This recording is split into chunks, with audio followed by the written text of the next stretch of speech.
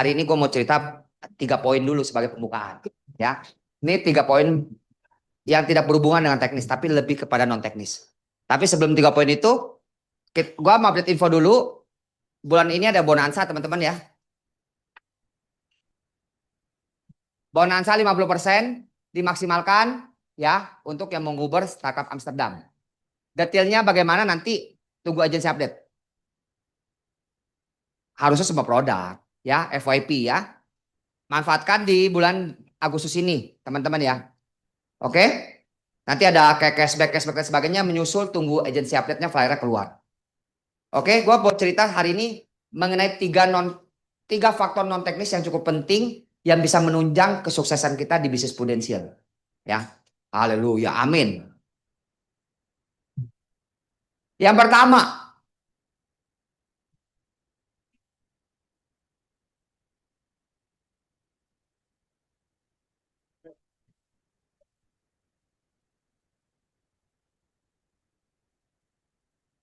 forgiveness, pengampunan.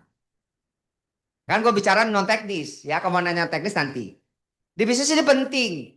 Kenapa? Karena namanya kita bisnis antar manusia, pasti terjadi gesekan. Ya, kalau sama seperti suami istri kan terjadi gesekan juga. Kalau nggak ada gesekan, nggak jadi anak kita. Ya, ya,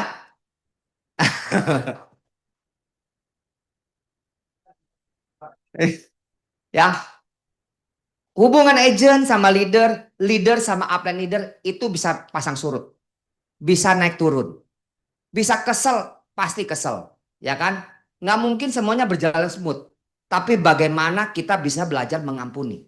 Kalau kita nggak bisa mengampuni, ada beban yang menghalangi berkat kita loh. Itu poinnya. Kayak sepanjang perjalanan hidup gue juga gue sering mengalami kesel sama si A, si B, si C, si D. Tapi kita harus cepat move on, mengampuni. Banyak. Termasuk juga suami istri, ya. Suami istri bisa ribut, bisa. Cepatlah pulih. Karena kalau suami istri ribut, nanti closingan seret. Bener nggak? Gue ada pengalaman bulan lalu. Bulan lalu pertengahan, gue lagi mau prospek ke nasabah, gue ke Pik. Di perjalanan gue ribut sama bini gue. Iya sih ya.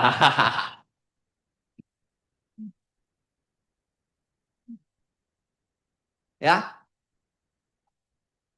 ribut, ribut cukup besar di mobil, ngotot. Biasa kan kalau ribut kan ngadu ngotot-ngototan aja, bener nggak ya? Ya kan, padahal masalah sepele-sepele aja, nggak, bukan hal yang besar, bukan perselingkuhan, ya kan? Ya kan?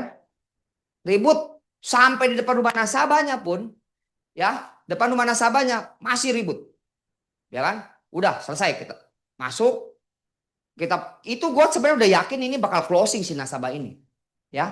Tapi percaya gak percaya, malah jadi nggak closing loh teman-teman. Makanya menurut gue ini salah satu faktor penting. Lalu pulang udah nggak closing, masih kesel lagi kan, ya kan? Ya kan, perlu waktu untuk pemulihan dan sebagainya. Hampir 2 minggu ya pemulihannya, benar juga. Tahu aja lu cek, ya, ya kan. Tapi setelah mulai pulih, percaya nggak percaya, closing loh nasabahnya yang lain loh teman-teman. Makanya ini salah satu faktor penting. Kalau suami istri ribut jangan terlalu lama, ya, cepat mengampuni, ya kan. Kadang yang bikin tambah ribut tuh karena istri kita itu kayak ahli sejarah. Oh iya coba soal. Nggak, kan semua istri begitu ya, ahli sejarah. Bener gak Ing? Ya bener ya? Bener gak Om? Ya? Siapa cowok yang berani bantah? Bener gak ahli sejarah istri kita ya? Oh,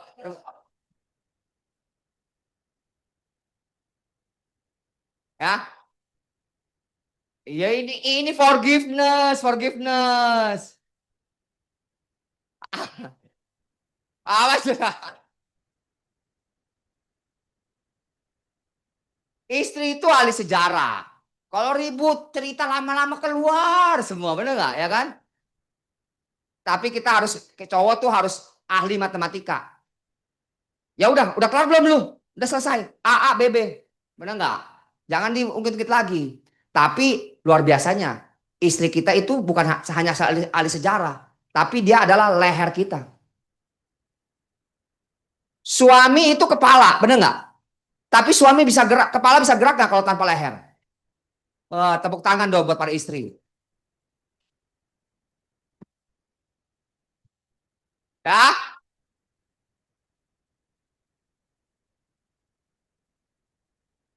eh, ini gue udah bilang dia faktor non teknis, ya.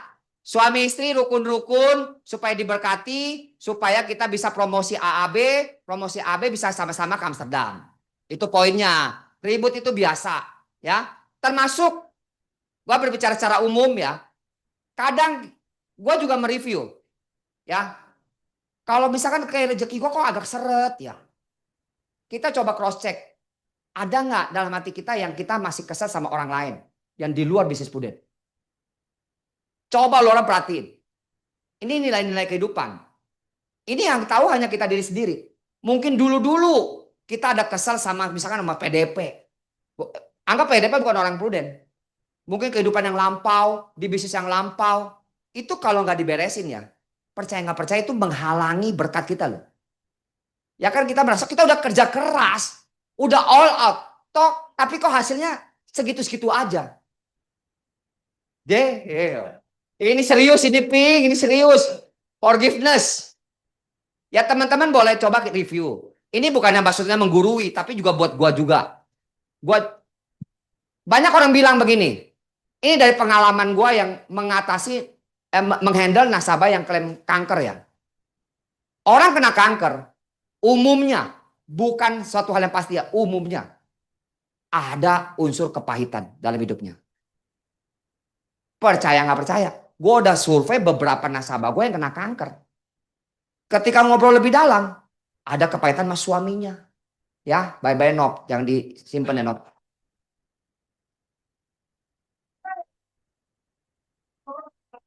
Nah, itulah pentingnya forgiveness teman-teman. Ya, supaya kita lebih sehat, supaya kita lebih diberkati. Setuju nggak teman-teman? Ya, ya Ing, jangan lama-lama ya. Cepat-cepat baik pokoknya ya.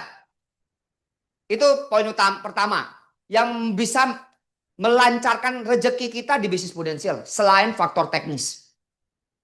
Yang kedua, lihat contekan dulu lupa.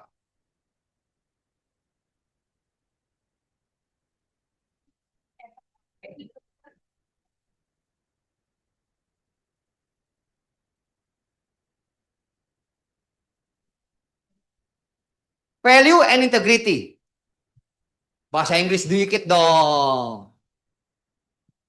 Nilai dan integritas. Setiap kita, ya kita harus punya value lah sebagai agent. Karena kita datang ke bisnis ini, kita mau membangun suatu bisnis yang baik. Yang benar. Jujur, belakangan ini Prudential tuh banyak terkena kasus fraud. Banyak kasus fraud, ya kan? Nah, kita janganlah ambil bagian dalam fraud tersebut. Itu poin utama. Kadang fraud itu menggiurkan, jujur menggiurkan, ya kan? Tapi percayalah kita lagi bangun bisnis ini jangan di atas pasir. Kita seperti membangun bangunan jangan di atas pasir. Ketika badai satu datang itu akan cepat rubuh. Biarlah kita bangun bangunan ini seperti di atas batu karang. Walaupun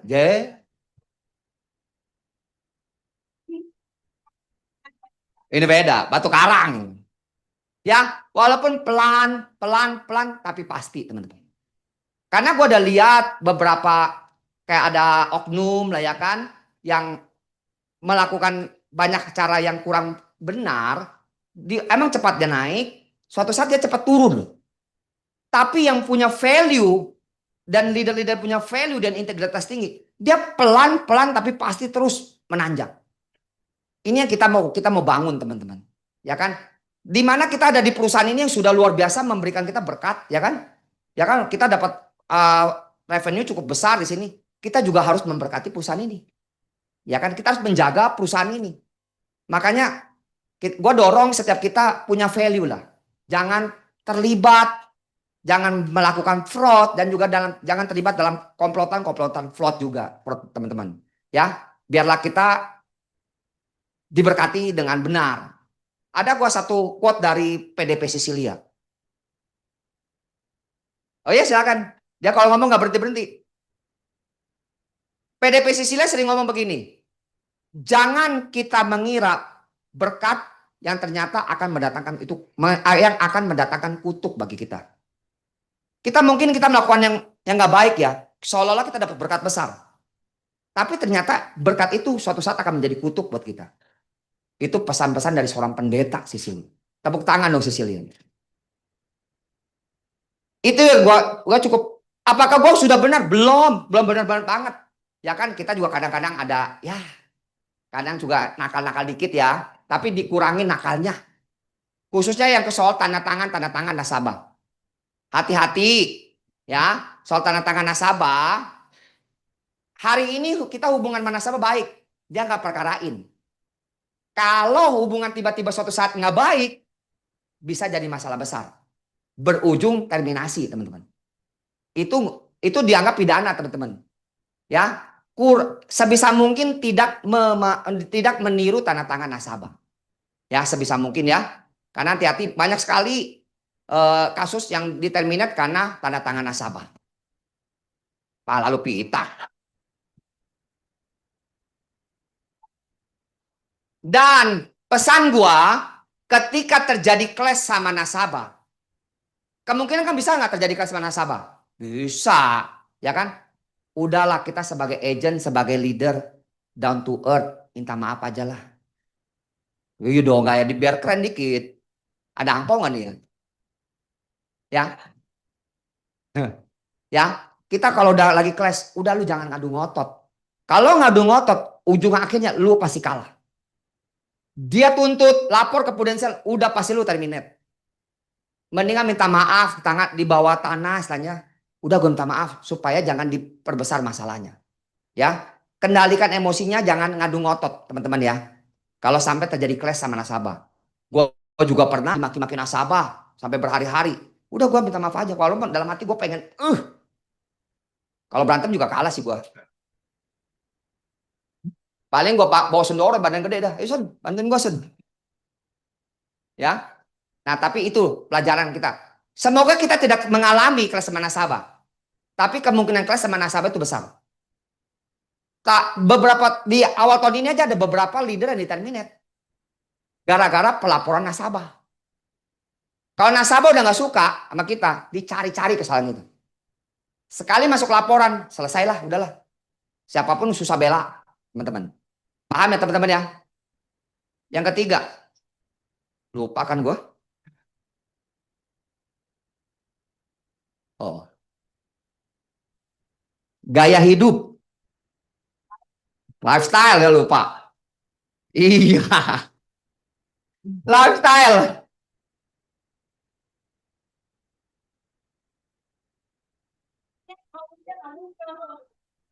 Ya, kita sebagai agent, sebagai leader Prudential, mungkin yang sudah mulai berprestasi, ayo atur gaya hidupnya, jangan ketinggian. Gaya hidup kalau udah naik, susah diturunin. Kita di bisnis ini tujuannya ngumpulin duit, ya, bukan untuk gaya-gayaan. Ya, atur pengelolaan keuangan. Kalau keuangan belum memadai, jangan makan di luar melulu. Ya kan? Makan di rumah ngirit. Gue pernah di satu tahun 2018 ketika gue masa-masa kekelaman.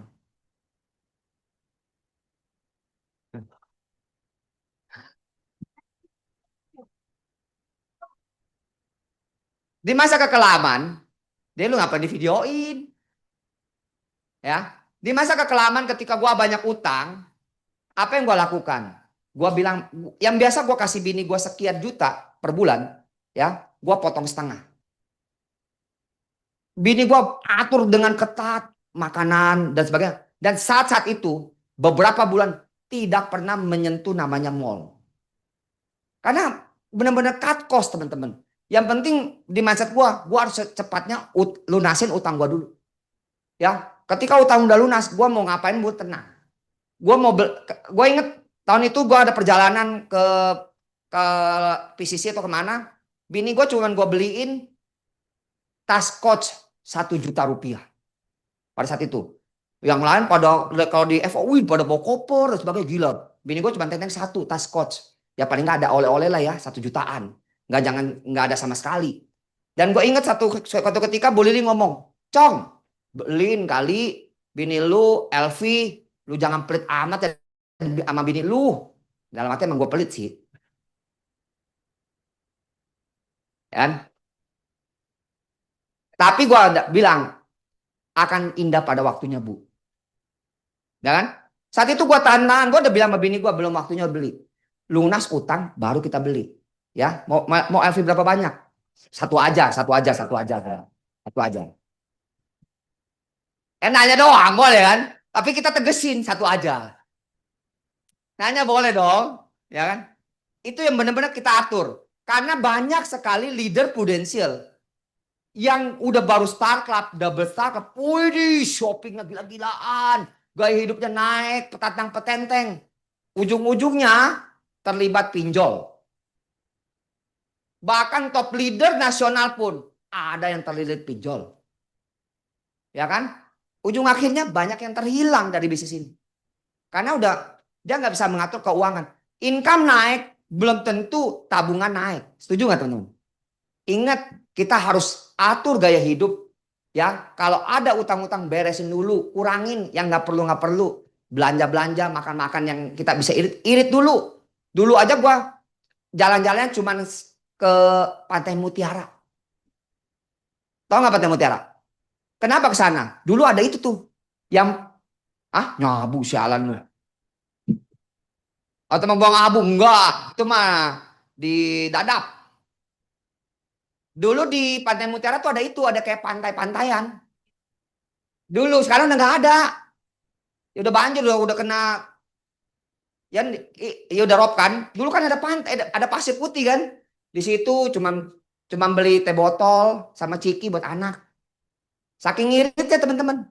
Jadi gaya ngirit itu sudah mendarah daging dalam hidup gua. Ngirit tetap ngirit. Itu udah gaya hidup. Ya, oke, cukup pembukaan dari gua. 3 hal penting, faktor non teknis yang bisa menunjang kesuksesan kita di bisnis prudensial.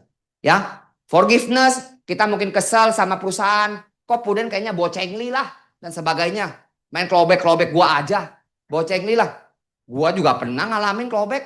Ya, udah belajar ngampunin, ikhlasin. Ya, kalau lu nggak ngampunin, kita hanya hidup di dalam masa kekelaman. Kita harus keluar untuk masukin masa kelimpahan. Lu kira gua gereja apa? Ya. Kedua, value dan integrity kita bangun. Bangun value dan integrity itu dari kecil, dari kita sejak leader. Gua pernah cerita sama CRD, pernah cerita gua. CRD dari Surabaya. Cong, gua bangun agensi ini, U Agency, itu dengan value-value gini. Itu bukan mulai gua bangun sejak gua buka agensi. Bukan. Gua bangun sejak gua jadi leader pertama kali. Nggak bisa lu baru nanti buka agensi baru bangun value, nggak bisa. Value itu harus dimulai ketika teman-teman dari agent lalu jadi leader, bangun value-nya masing-masing yang kuat, yang kokoh, supaya bangunan kita akan menjadi menara yang kuat. Jangan seperti menara Babel yang runtuh pada waktu ini. Ya, amin amin. Ketiga, jaga gaya hidup, lifestyle ya. Oke, ini penting supaya kita nggak morat-marit. Setuju? Oke, cukup pembukaannya Kolip. Silakan Kolip. Wih, luar biasa. 30 menit, 3 poin, nggak berasa. Jadi 1 jam nggak akan cukup. Sekarang kita akan mau menggali Ko Acong di lapangan bagaimana. Tapi kalau bagaimana supaya bisa ngegali kalau nggak ada tukang galinya, betul? Jadi saya butuh untuk teman-teman, agent-agent, leader-leader yang lain, tanyalah sepuas-puasnya selagi dia masih ada di sini. Ko Acong, pertama-tama Om Yosua katanya mau tanya. Silakan Om Yosua. Dia mau nyindir bukan mau nanya ini mas sebenarnya nih. Ya Allah Tuhan. Dar, mau nanya Dar. Kan tadinya kan bilang Pantai Mutiara kan hidup irit kan ya. Sampai sekarang kan ya. Makanya kaya ya kan. Enggak nanya itu. Bagaimana cara menghandle tim yang sudah besar ini gitu loh. Ya kan, suka dukanya bagaimana seperti itu. Ada nggak? Ada perasaan apa kayaknya nih orang nggak ada harapan dah, gue nyerah dah. Ya itu lu kayaknya. Ya saya buset. Nggak jadi nanya gue lah. Iya. Ya, iya bener forgiveness ya, amin amin. Ampunin ya. Iya. Bagaimana caranya menghandle tim dengan berbagai karakter gitu loh. Sedangkan kan karakternya kan ubun-ubunnya dua tuh, keras juga kan orangnya kan. Iya kan gitu loh. Tapi kok bisa menghandle tim-tim kayak sekelas Celina aja bisa nangis sama Nyi gitu loh. Ya, gimana gitu. Terus kayak Leing yang kan Nyi ngomong satu, dia ngomong 100 gitu. Bagaimana cara menghandle dan eh, bikin kita tuh keluar dari karakter kita gitu loh. Bagus gak pertanyaannya? Bagus. Boleh, boleh. Toh ini kan tentang handle tim. Teman-teman yang lain boleh tanya di lapangan ya. Jangan lupa kita korek dia digali di lapangan. Toh jawab dulu pertanyaan dari si Om Yos. Ya, soal menghadapi lawan main, kita harus belajar sama Coach Sintayong. Ketika lawan kita ofensif, kita agak sedikit defensif 3 back. Ngerti nggak yang main bola nih? 3 back, pakai 3 back. Tapi kalau lawannya itu nggak terlalu ofensif, nggak terlalu menyerang, kita pakainya 2 back. Itu kan Sintayong begitu. Ih, pada nggak ngerti bola, ampun dah.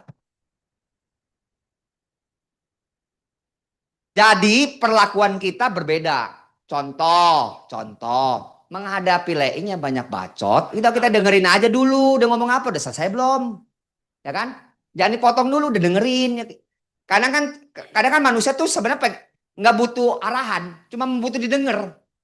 Apalagi para wanita, bener nggak? Itu, oh lo kan, butuh dulu tuh, dengerin ing. Bini lu tuh. Jadi dengerin dulu. Ya, kalau untuk yang banyak bacot. Kalau yang diem-diem, kayak si Aboy, nggak disuruh ngomong, nggak ngomong dia. Kita bacotin, oh, gaplokin aja, ngomong lu boy. Kerasin dikit gitu ya. Jadi mengenal apa karakter sebenarnya. Karena perlakuan setiap orang beda-beda. Ya, nggak bisa semua dibetot semua. Hilang. Kalau kayak Yosua bisa gue betot. Ya, gue betot walaupun dia nanti baper tuh. Ya, ngomongin gue di belakang nantinya. Gue tahu tuh. Ya, jadi ini semuanya adalah jam terbang. Jam terbang. Nggak bisa kita perlakukan setiap orang sama semua, nggak bisa. Ya, ketemu Celina kita ngomong keras dikit aja, udah nangis dia. Ya, soalnya dia udah lama nggak dapat yang keras-keras. Enggak, apa enggak, maksud ajaran yang keras, ajaran yang keras. Ajaran yang keras. Ya, ajaran yang keras. Ya, seperti itu. Jadi ini jam terbang akan melatih kita menghadapi orang. Tapi yang prinsip utama adalah always listening, always understanding. Itu harus kita terapkan. Biasa gue tanya, ketika ketemu, ada yang bisa gue bantu nggak? Dia ngomong dulu. Jangan langsung, Leing, lu mesti gini. Yang ada dia bacotnya lebih gede. Belajar nanya dulu, bertanya. Ya kan? Ada keluhan apa kita dengerin dulu ya, kita pahami dulu, kita bisa berusaha menyelami kalau kita di posisi dia dulu. Habis itu baru kita kalau udah selesai baru kita boleh nggak gua kasih saran. Jadi kita bukan kesannya menggurui. Oh gini. Itu semuanya jam terbang teman-teman. Ya cukup ya Yosua. Makasih ya. Thank you kok. Boleh saya tanya, angkat tangan. Ya saya mau tanya, yang agent siapa? Agent abadi juga nggak apa-apa. Angkat tangan. Berarti ini banyak ya agent. Khusus agent, saya butuh teman-teman yang agent untuk bertanya. Ya, siapa yang mau tanya? Ayo. Khusus agent.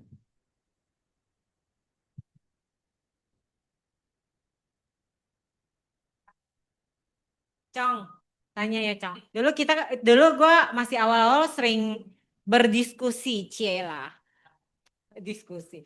Cong, kenapa sih lu maksudnya cara lu apa namanya ngebangun tim sampai ke bawah-bawah semua lu pegang. Terus udah gitu eh lu emang gak risih ya Cong kalau lu ada leader yang cewek curhat sama lu. Wah ini langsung mengarahnya ke Cilina nih. Nggak, maksudnya langsung curhat sama lu, curcol, bisa nangis gitu kan. Maksudnya lu gak risih atau satu nggak risih, terus Lingling oke. Terus maksudnya gimana cara lu tuh bisa sampai ke mereka tuh bondingnya tuh kayak apa gitu? Bondingnya cuma sederhana sebenarnya, kita aja ketemu ngobrol, ya kan? Makanya perlu namanya deep talk. Setiap leader harus belajar namanya deep talk, ngobrol lebih dalam. Orang bisa deep talk itu kalau udah sering ketemu, sering ngobrol. Kalau yang leader antar leadernya aja jarang. Maksudnya ketemu bukan begini rame-rame, bukan. Ketemu secara pribadi cukup sulit untuk deep talk. Maka gue dorong kita khususnya para AD secara berkala temuin para leader di bawah-bawahnya secara pribadi. One on one. Ya, semakin sering kita one on one, maka akan semakin dia bisa deep talk masing-masing. Kalau jarang-jarang ketemu, ngomongnya yang umum-umum doang. Ya lagi nggak ada closingan, lagi nggak ada market, ya kan? Lagi bingung mau rekrut siapa? Nggak ada, nggak bisa cerita ke dalam-dalam. Makanya perbanyak, misalkan sebulan sekali 2 kali, minimal sekali lah ketemu sama leader di bawahnya. Rutinin supaya bisa deep talk. Itu hubungan tuh baru bisa dalam kalau kita semakin sering. Paham nggak? Kayak kita ngejar cewek aja. Gimana cewek itu bisa cerita kehidupannya kalau kita jalan-jalan ketemu. Seperti itu. Lalu soal risih nggak risih, ya mungkin para wanitanya cukup happy kali ya. Enggak. Karena dia tahu, gua juga ngomong juga intensinya kan bukan yang macem-macem, ya kan?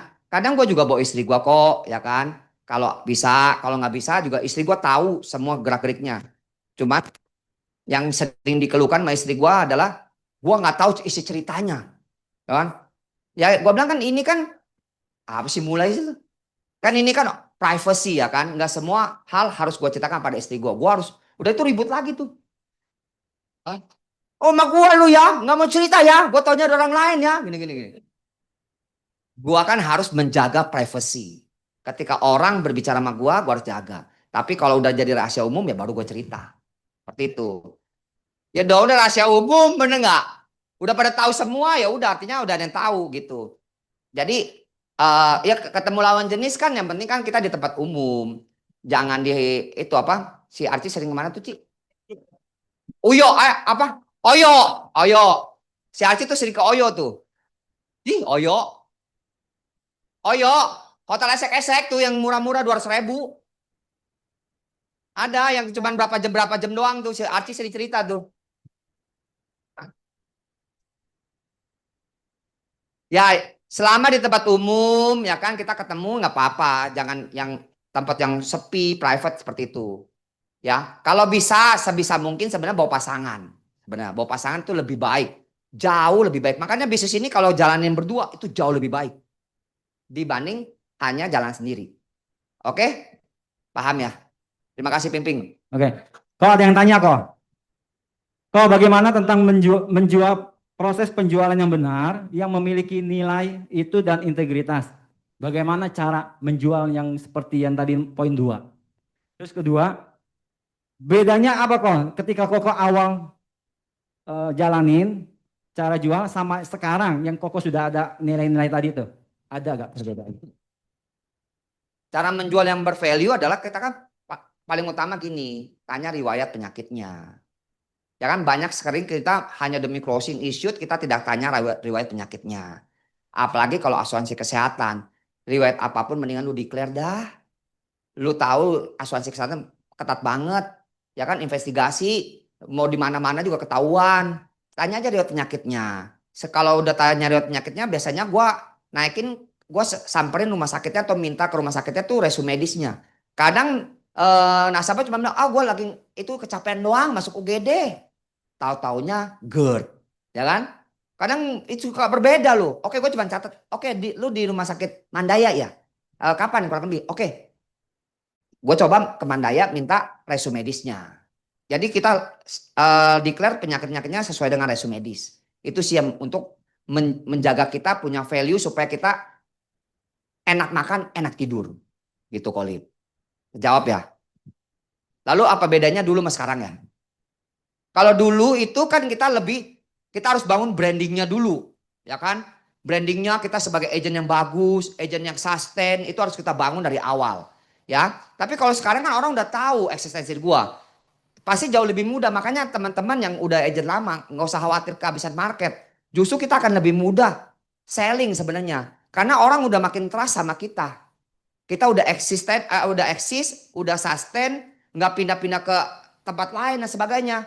Itu bernilai loh. Kayak kemarin gua prospek saudara sepupu gua di Taman Alfa, dia cerita, kok si Allianz lagi itu ya, lagi goyang ya. Goyang kenapa? Gua bilang, itu teman gua tuh leader Allianz pindah ke Manulife, ya kan? Pindah ke Manulife. Tuh nasabahnya pada ngoceh semua. Disuruh pindah-pindahin semua ke Manulife, kalau nggak mau diurusin, ya kan? Mau ditwistingin istilahnya kan? Itu bukan Allianz yang jelek, gua bilang. Gua bela Allianz loh, ya kan? Itu emang perusahaan Manulife lagi ekspansi, dia hijackin, gua bilang. Termasuk pun gua ditawarkan, tapi gua punya darah merah banget, gua bilang. Ya kan? Nah,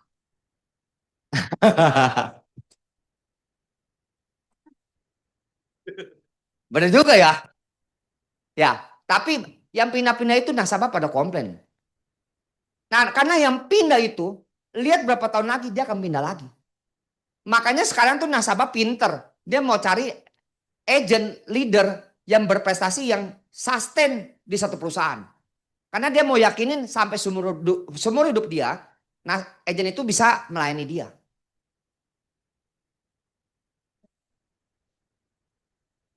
Banyak yang berprestasi, tapi mereka ada problem yang di belakangnya yang mereka nggak ceritain. Ya kan? Percayalah, hidup itu tidak selalu seindah di medsos. Ya kan? Banyak problem di dalamnya nggak diceritain. Dan gue nggak mungkin ceritain juga, karena itu kan masalah orang lain. Ya, hidup gue aja udah rumit, ngapain ngurusin hidup rumah orang lain lagi? Setuju nggak teman-teman? Oke, terjawab. Selesai sudah. Terima kasih ya. Wah, itu baru satu sesi, jangan kelamaan. Itu baru satu sesi. Yang lebih spesifik lagi tentang di lapangan kalau memang bisa. Betul kok? Apa, Pak? Habit pola kerja kok. Habit kerja. Tunggu. Ya, Koko Acong, boleh tolong sharing dong? Nggak boleh. Harus ini di sini. Kan tahun lalu top itu ya, top health ya. Top health se-region Jakarta 1. Ya kan? Berarti kan banyak banget tuh case-nya.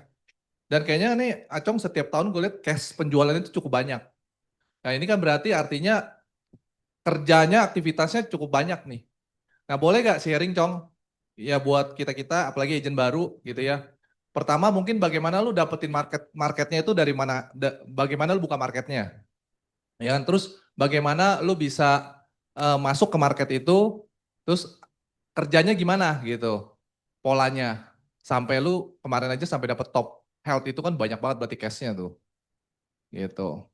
Gitu ya Cong. Oke. Thank you. Sampai closing ya Cong. Ya, top health itu sebenarnya lebih karena tahun lalu banyak konversi. Ya, konversi banyak ke PWM. Ya, jadi makanya jumlah case-nya mungkin paling banyak di satu region. Jadi dapat piala emas top health, ya kan? Lalu bagaimana? Nah, di bisnis ini ada 3 hal yang paling penting untuk supaya kita bisa dapat closingan banyak, kita bangun bisnis, benar nggak? 1, gua ulang adalah follow the system. Ini penting teman-teman. Seperti hari ini teman-teman ada di ruangan ini, teman-teman ada dalam bagian sistem ini. Kita belajar, upgrade diri, upgrade skill dan sebagainya. Ya. Kedua, follow the leader. Kita tidak akan ada di bisnis ini kalau tidak direkrut sama leader kita. Ya, mereka adalah orang tua kita yang mengguide kita menuju kesuksesan. Percayalah, mereka tidak punya intensi buruk terhadap kita. Dia pasti mau bikin kita sukses. Kita ikutin arahan dia. Ya kan? Follow the leader tuh nggak gampang, khususnya udah para AD, ya. Bahkan AAB aja kadang-kadang belagu. Kalau udah AD nih, jalannya kepalanya ke atas. Ya, kepalanya gede kayak hidrocephalus, ya kan? Yang gede kepala, ya kan? Hidrocephalus kan gede kan? Ya. Nah, kadang nggak mau ada leader atasnya mau kasih arahan, belum tentu nggak berterima. sotoy lu katanya. Dalam hati oke tapi dalam hati nggak terima. Ya kan? Nah, kita belajar makanya rendah hati. Kayak contoh gua sama leader gua.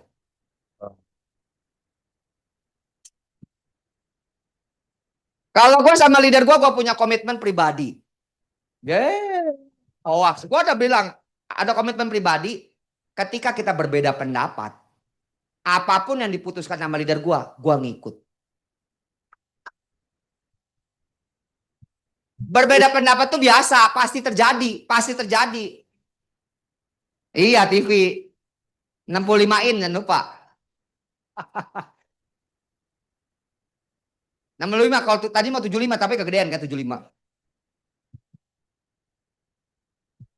Ya. Follow the system, follow the leader. Yang ketiga adalah aktivitas. Nah, ini kita harus namanya mendisiplinkan diri. Termasuk di dalam hidup gua, setiap hari dari Senin sampai Jumat khususnya, kalau Sabtu training, Minggu family time. Waktu kerja gua adalah Senin sampai Kamis, gua akan Senin sampai Jumat, gua akan maksimalkan aktivitas gua ketemu minimal 2 sampai 3 orang setiap hari. Bagi gua tuh kalau satu hari kita nggak ketemu orang atau cuma ketemu satu, itu gua rasanya rugi banget. Karena gua mendisiplinkan diri gua. Senin harus ketemu 2-3 orang. Gua bukan hanya by WA. Ada mungkin ada agent dan leader yang merasa udah tunggu pasti closing dulu baru ketemu. Gua nggak begitu. Pokoknya asal dia mau nanya-nanya aja juga langsung ketemu. Ya, gua melatih aktivitas gua supaya hari ini ketemu 2-3 orang. Ya. Bagaimana gua mengaturnya? Contoh, hari ini Sabtu, Jumat kan gua ke puncak. Kamis nih aktivitas gua. Pak, Kamis pagi-pagi gua ke Gading Serpong. Ya, gua janjian ketemu sama Diana, sama Robi, ngobrol aja, power morning begitu ya kan? Ngobrol, kita tanya ada keluhan apa, ada apa yang kita bisa bantu, kurang lebih 1 jaman. Tapi sebelum gua berangkat, gua WA, gua bingung nih siang gua kemana ya? Gua WA temen gua, lagi di mobil tuh. Namanya ada si Dani namanya. Dance, ya kan? Lu hari ini WFA nggak? Iya WFA. Nah kita makan siang bareng yuk. Oke. Nah itu nasabah gua sebenarnya ya kan. Oh udah dapat tuh siang. Jadi sambil jalan aja sambil mikir mau ketemu siapa lagi berikutnya. Sambil bikin janji tuh. Itu makanya gua naik mobil aja sering pegang HP mulu ya kan. Makanya sering diomelin sama bini kan.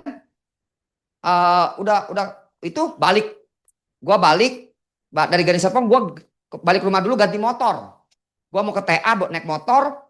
Ketemu sambil di jalan dari Gading Serpong menuju rumah, gue sambil hubungin nasabah gue lagi, calon nasabah yang sudah gue pernah prospek, gue mau follow up, ya, bro, lo ada di rumah nggak jam 3-an? Tadi kan gue pikir ketemu sini jam 1, nih jam 3-an, ya kan, jam 3-an, nggak ada kok, gue lagi di jembatan besi, nanti aja, oke sorean jam 5 ada nggak? Oke ada jam 5, oke udah janji lagi jam 5 tuh kan, sambil jalan semua, tapi jam 1 ke jam 5 masih kosong nih.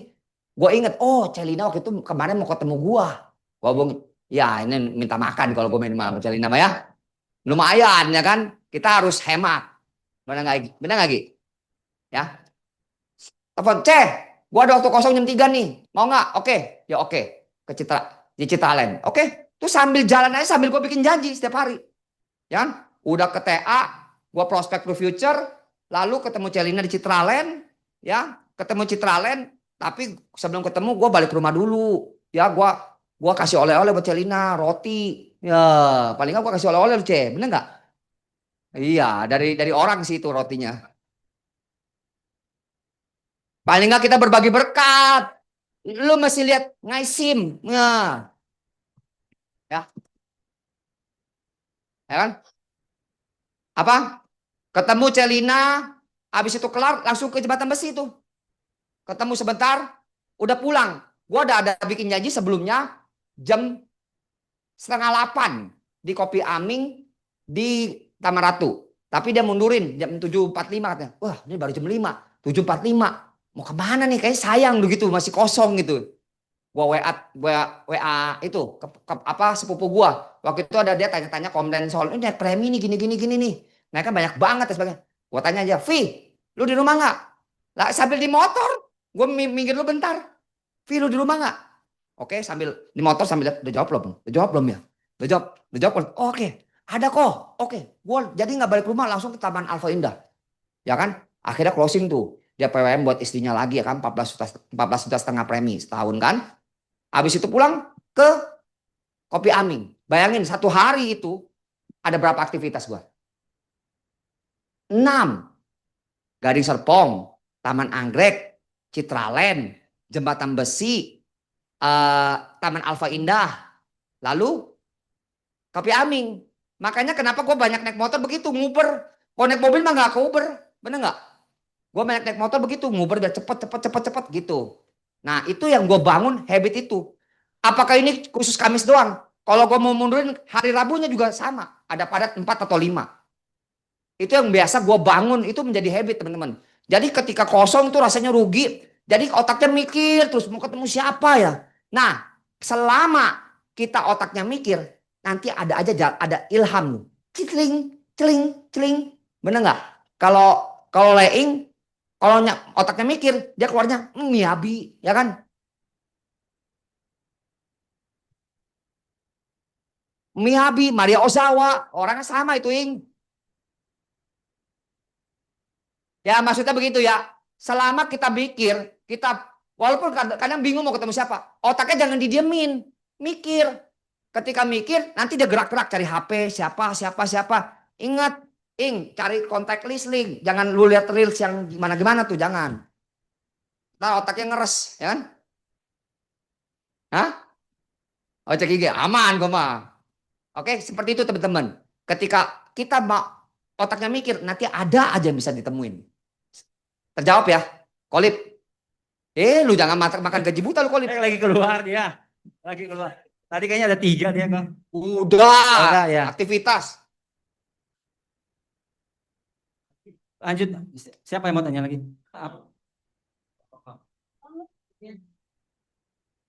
Cok, itu kan tadi lu maksimal banget tuh dalam sehari bisa ketemu 5-6 orang. Nah, itu kan proses buat janji temunya. Nah, pas ketemunya kok bisa cepet tuh dalam 1 jam satu itu ada hasil gitu. Biasanya kan ada orang ngobrol ngadul ngidul bisa 2 jam, ngomong asuransi paling 15 menit. Nah, yang pola lu tuh gimana? Bisa istilahnya sat-set langsung bisa gitu loh, to the point.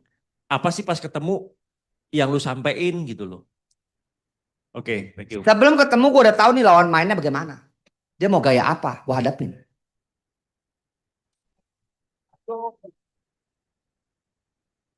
Ya, lu mau di atas apa mau di bawah, gue sikat.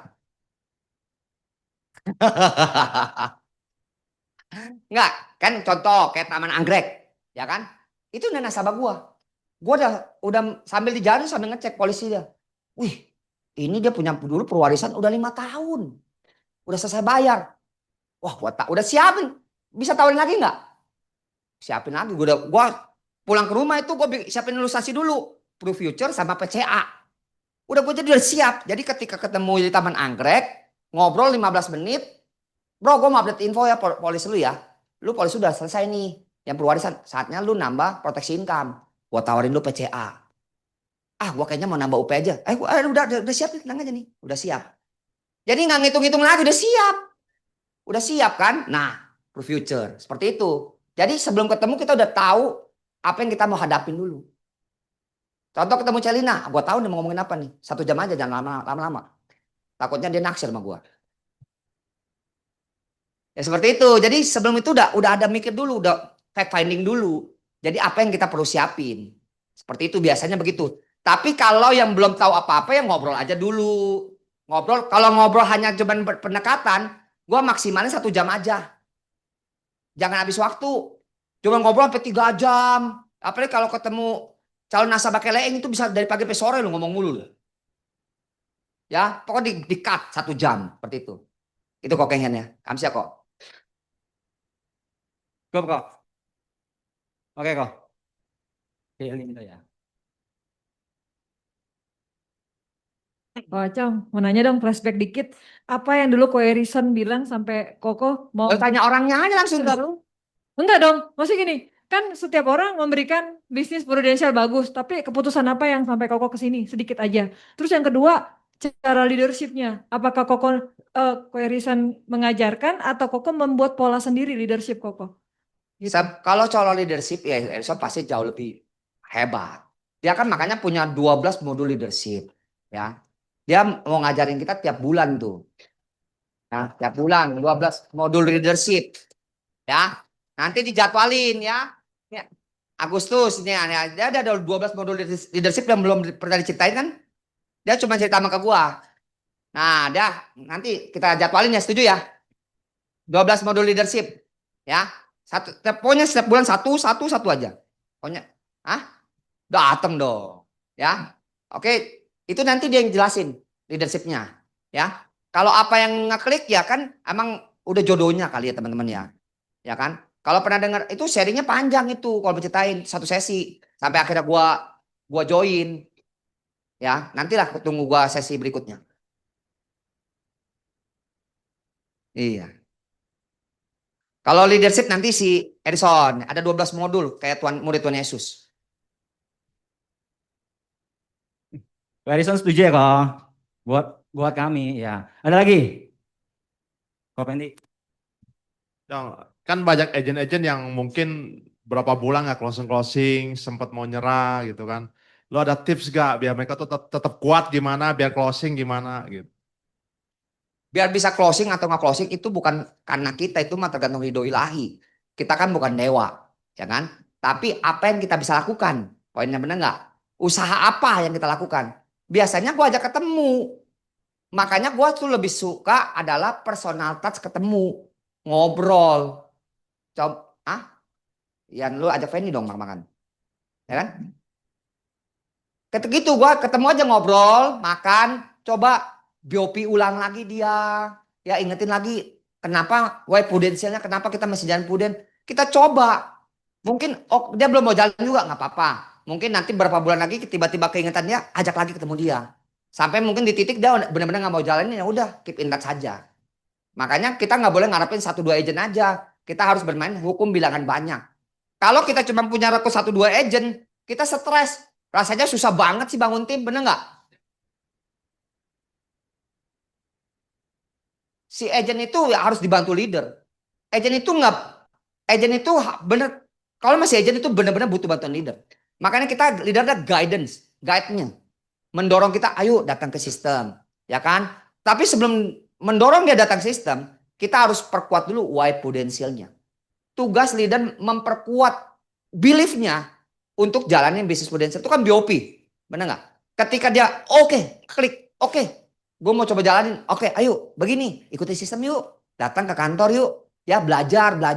Oke, setelah itu kita ajarin produk knowledge, ya kan? Ajarin produk knowledge itu nggak usah banyak-banyak, nanti dia juga lupa. Tapi bikin dia janji temu, bikin project 100, bikin janji temu, kita temenin. Ketika mulai closing, agent itu mulai semangat biasanya. Udah mulai ada hasil, lebih semangat. Nah, kita guide-nya lebih enak. Seperti itu sih. Jadi awalnya dengan ajak ketemu. Kita sebagai leader ketemuin, ngobrol secara pribadi aja. Dengan ekspektasinya jangan terlalu tinggi. Kadang kita terlalu berekspektasi supaya dia harus jalan. Jangan. Ekspektasinya normal-normal aja. Kalau dia nggak mau jalan juga nggak apa-apa. Itu kan hak dia. Kita kan bukan bos dia yang bisa paksa dia untuk jalan. Itu kan pilihan hidup dia. Kita hanya bisa mengendorse, mendorong, merangkul dia untuk jalan bisnis ini. Gitu sih. Oke, thank you ya. Biasa why-nya nggak tulis, biasanya gini. Contoh, dia kan kita tahu setelah sering ketemu, misalkan dia hot buttonnya dari mana sih? Misalkan gue sibuk banget, gila lu. Ya ini aja lembur mulu, ya kan? Tinggal tanya Mbak, begini aja. Lu mau sampai kapan hidup lu begini, bro? Kasihan anak bini lu. Anak lu nanti manggil lu om lu. Ketemu lu cuma berapa jam, satu hari cuma berapa jam. Emang lu gak mau punya keintiman sama anak-anak lu? Nah, tentu kayak gini-gini nih. Karena gak melulu soal duit sebenarnya. Karena ada sibuk soal duit. Emang lu gak pengen jalan-jalan bareng sama itu? Atau gue cerita, aduh gue happy banget nih kemarin gue baru dari Taiwan sama anak bini gue. Itu kan sebenarnya apa? Pamer dikit ya kan? Flexing tapi untuk nyentil dia gitu. Gue happy lu, aduh anak gue kita foto bareng, aduh gimana rasanya? Gitu, bikin begitu gitu. Nggak melulu mesti tulis, enggak. Kita kayak ngobrol biasa aja mengalir gitu. Lebih cair gitu. Misalkan kalau dia orangnya pendeta ya kan, yang jiwa pelayanan kuat ya kan. Ah, gua bersyukur loh. Kemarin gua bantu klaim nasabah gua klaim kritis cair 5M. Aduh, gua happy banget. Keluarganya bisa pakai duit ini buat ini. Aduh, keluarganya sampai kamsia sama kita atas pelayanan kita bersyukur. Ya hidup gua boleh berdampak buat keluarga ini, boleh jadi berkat. Kan kayak gini kan narik ke dia gitu. Jadi itu cara gua begitu, nggak melulu soal tulis-tulis. Lihat hot buttonnya kemana gitu. Kalau soal duit ya flexing dikit boleh lah ya kan. Tapi jangan banyak-banyak, orang enak. Oke? Jawab ya. Udah nggak ada pertanyaan kan? Udah 1:30 nih Kolib. Kok kita sampai jam berapa kok? Udah 1 jam aja kebanyakan. Oh 1 jam doang. Terakhir ada yang tanya kok. Kan Koko kan pasti kan ada ditolak juga nih katanya. Mau kesehatan kritis atau jiwa. Koko waktu ditolak itu oh ya udah langsung ciao atau nanti ada janji ketemu lagi untuk usaha sekali lagi. Jadi intinya penolakan. Koko ngapain? Kalau ketika prospek kan orang belum tentu mau closing. Penolakan, oke gue nggak mau. Bro, kalau boleh tahu apa keberatan lu? Tanya dulu, masing-masing beda-beda, bener nggak? Aduh, gue duitnya belum ada, ya kan? Duit pas-pasan. Bro, lu udah pernah dengar bisnis prudensial belum? Kan bisa dialihkan. Rekrut, bener nggak? Atau gue udah punya asuransi lain, udah asuransi kantor. Gue coba handling. Lu tahu nggak asuransi kantor itu kan sifatnya nggak selamanya, ya kan? Kalau itu adalah sifatnya fasilitas yang kalau kita kerja di situ ya ada. Kalau kita nggak kerja di situ lagi nggak ada. Dan plafonnya juga biasa asuransi kantor nggak yang full cover banget, ya kan? Bisa nombok dan sebagainya. Udah nggak apa-apa cukup lah. Oh oke. Bro kalau gitu gue boleh cerita proteksi income nggak? Alihkan. Asuransi jiwa kan dia pasti butuh. Seperti itu makanya tanya dulu keberatannya apa. Atau gua nggak mau beli sama lu pokoknya. Ya udah bye-bye. Oh dia udah enak apa kita? Bagaimana lu? Ya, jadi handlingnya beda-beda tergantung keberatannya masing-masing beda. Oke, terima kasih tepuk tangan. Oh, apa lagi sih lu? Oke. Serius. Terakhir ya teman-teman. Ini terakhir. Pakai ini, pakai. Buat apa? Lu paling banyak nanya. Kan mau belajar. Tadi speaker udah bilang loh harus punya hati mau diajar. Oh iya siap. Gitu, ya. Cong, boleh dong Beo. Lu kalau rekrut, tadi kan misalnya ketemu rekrut nih, terus orangnya udah mau dijelasin lah, udah mau denger peluang BOP bisnis kita. Boleh gak lu coba sharing bagaimana lu BOP-in calon rekrut lu? Gitu. Oke, yang terakhir lah kemarin gua ada coba rekrut hari apa ya? Yang kopi amin hari apa tadi? Kamis. Ternyata orang itu kenal Kolib loh. Sayang Kolib nggak rekrut. Apaan sih kok? Makanya jangan kali cepet, ya kan? Orang itu kenal Kolib loh, kenal Yowan, ya kan? Penasaran kan lu? Makanya harus gerak cepet Kolib, ya kan? Belum, kita coba, ya kan? Jangan dong. Ya mending kita namanya siapa? dahului, ya kan? Karena kita cepet, gerak cepet. Ini kan anak muda kerja. Anak muda kerja, ini belum kerekut ya ini ya, belum ya. Ini yang gue coba lakukan ya. Kerja sibuk udah sering lembur, pelayanannya juga sibuk. Pelayanan Oke, sudah tahu kok. sotoy. Kan? Pelayanan sibuk. Ya, gue bilang begini aja. Ini masih belum merit. Bro, boleh gue sharing bisnis prudensial, kapan-kapan gue boleh sharing bisnis prudensial ya. Oh boleh. Ya kan, gue lagi bantuin klaimnya dulu nih. Nanti setelah klaimnya beres, nanti gue boleh sharing bisnis prudensial lah boleh ya. Iya, udah banyak sih kok. Gue temen gue juga agent pruden. Siapa namanya? Delvin yang punya Connect, ya kan? Yang punya Connect itu, ya udah jangan dicari tahu, udah telat lu makanya lo, ya kan? Delvin itu dulu jadi agent tuh teman SMA gue katanya. Ya teman SMA gue. Dulu jadi agent dari SMA. Bahkan si Delvin itu dari SMA loh jadi agent loh. Sampai hari ini dia sukses itu nggak salah. Udah belasan tahun udah di Pruden, bener nggak? Dari SMA jadi agent tuh semua SMA direkrut sama dia semua. Tapi sekarang sisa 2 orang aja yang bertahan. Wajar itu seleksi alam ya kan. Oh, kenapa lu nggak ketarik? Enggak lah. Bro, gue sharing dikit ya sebelum nanti lah, gue detailnya nanti ya. Gue bilang, kayak lu kan kerja nih bro, lu sibuk begini, lu mau sampai kapan? Ya kan? Kasihan mama lu nggak punya waktu sama lu lebih lama, ya kan? Mungkin mama lu pengen punya waktu lebih lama sama lu sibuk kerja, sibuk pelayanan dan sebagainya. Ya kan? Ada satu peluang bisnis yang bagus banget menurut gua. Ya bisnis Prudential, ya kan? Selain kita bisa dapat income jauh lebih besar dibanding kita bekerja. Gue juga pernah kerja seperti posisi lu, ya kan? Gaji gue ya ketakar lah, ya kan? Naik gajinya paling setahun 10%, 10%, 10%. Ya untuk mau beli rumah di kota aja nggak bisa. Mau beli rumah teman ratu kebeli nggak kalau kita kerja? Nggak bisa. Dia juga bilang nggak bisa. Nah itulah dengan jalan bisnis kita ada bisa percepatan income. Nah ada bisnis yang nggak pakai modal bro, ya dan nggak ada resiko. Ketika kita jalanin bisnis ini kemungkinan selalu dua, berhasil atau gagal. Kalau berhasil kita nikmatin. Kalau gagal rugi lu di mana bro? Kan nggak pakai modal, ya kan? Selain kita bisa dapat duit, nah kita bisa kalau udah capek posisi agency builder seperti gua hari ini, waktu kita lebih fleksibel bro, ya kan? Kapan kita mau kerja, kapan kita mau family time, kapan kita mau pelayanan, itu kita bisa manage dengan baik. Karena kita punya waktu. Kayak hari ini aja lu kan sering clash, ya kan? Antara kerja sama pelayanan. Gua tahu hati lu penuh dengan pelayanan. Di sini juga hati melayani kita melayani lu bro, ya kan? Melayani. Kita bantu nasabah kayak hari ini gue bantu klaim lu bukan nasabah gue loh, tapi gue terpanggil. Ini gue seperti panggilan Tuhan untuk gue melayani. Nah, tekanin pelayanan. Ini pelayanan yang mulia. Ketika sampai klaim cair, hidup kita tuh berdampak positif buat banyak orang bro. Nah ini bisnis bagus banget. Kita bisa dapat duit, traveling, jalan-jalan, dan melayani Tuhan juga bro di sini bro. Ya, nantilah ya. Kalau klaim udah cair, gue cerita lebih detail ya bro ya. Ajak nggak ya kok? Nah jangan. Kenapa gue nggak cerita langsung? Karena belum tentu dia mau denger. Hitung-hitungan. Lihat dulu responnya dulu. Oke boleh kok. Oke nanti ya. Gue bikin happy dulu klaim cair. Ya kan pasti ada Puhauise. Bener nggak ya? Puhauise apa ya? Bahasa di Jerman tuh.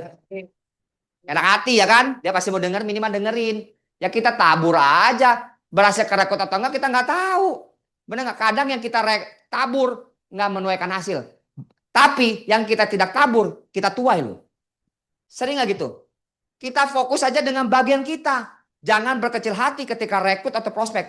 Rekrut aja, prospek aja. Soal hasil tergantung ridho ilahi. Setuju nggak? Oke? Makasih. Ya Beko. Apalagi lu? Ko Harrison. Nah, Tunggu. Biasanya Ko Acung itu cekrek foto atau telepon. Ko Alip kenal gak? Biasanya begitu. Yang ini dia takut.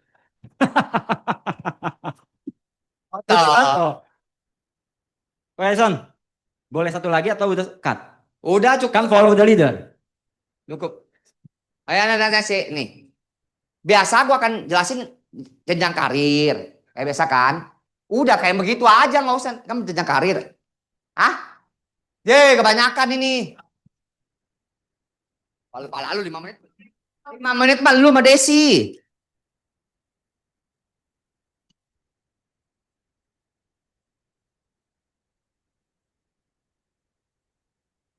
Founder nih. Oh, kurang ajar dia. Oh iya.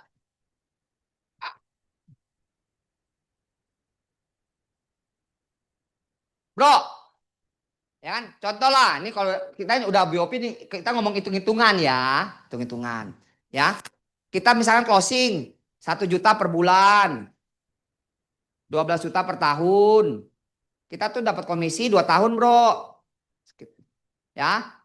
Tahun pertama sebesar 25% plus 10%. 25% dari mana? Karena kita banyak produk tradisional. Kita ambil tengah-tengahnya aja, 25%. Ini 10% dari mana? Bonus produksi yang tier 2 tengah-tengahnya aja. Ya kan? 10%. Tahun kedua 10% plus 4%. Tier 2. Tier 2 kan 40% kan? Nah, anggap kagak ini. Bonus produksi itu tier 1 25% dari komisi. Tier 2 berapa? 40% kan? Ini 40% dari sini. 4 dong. Ini 35. Ya kan? Ini 14%. Oke. Nah, jenjang karirnya ada 3, bro. Kita start jadi agent. Ya. Kita berjuang dalam 1 tahun untuk menjadi seorang associate agency builder. Targetnya 300 juta API. Contoh, dari kita misalkan closing nasabah 1 juta per bulan, 12 juta per tahun. 12 juta ini adalah omset kita yang disebut dengan API. Annual Premium Index. Ya kan? Target 13 juta ini bisa kita gotong royong dengan cara kita jualan pribadi, prospek pribadi, atau kita rekrut agent. Katanya digabung jadi 300, maka kita promosi AAB. Anggaplah jualan pribadi ya 20 polis yang cetiau. Cari di setahun 20 nasabah lah ya. 12 juta. Dapat 240 juta, benar nggak bro? Rekrut minimal 5 orang bro dalam 1 tahun. Rekrut 5 orang dan mereka masing-masing closing 1 juta. 12 juta API sama dengan 60 juta dong. Naik ke 300. Naik dong. Di sini income minimal 7,5 juta bro per bulan. Ya. Ya kurang lebih begini ya kan. Tapi ketika AAB kita dapat tambahan overriding bro. Di tahun pertama sebesar berapa? 17,5%. 17,5% dari mana? OR AAB plus extra OR. Totalnya 70% dong. Benar nggak? Nangkap nggak? 70% dari komisi agent. 25%. Nangkap kan nih? OR AAB itu 45%. Ekstra dari komisi. Ekstra OR-nya 25%. Total 70% dari komisi. Dapatlah 17,5%. Ya. Oke. Ketika AAB kita ketika AAB jualan pribadi kita dapat komisi, kita closing pribadi ini udah AB nih, closing pribadi, kita dapat komisi 35%. Plus 17,5%. Total kita dapat 52,5%. Bayangin bro, ketika lu AAB, kita jualan polis, kita dapat closingan sampai 1M, kita dapat 525 juta lu bro dalam setahun. Setengahnya lu, gopetnya lu. Gede nggak bro? Gede ya kan? Ketika kita punya tim yang mulai jalan, mulai produksi, kita dapat 17,5% dari omset mereka. Lu bayangin ya, sales manager mobil aja, mana ada 17,5%. Paling cahun, hunpuah. Benar nggak? 1,5%. Hunpuah. Katanya pacinko. Ya.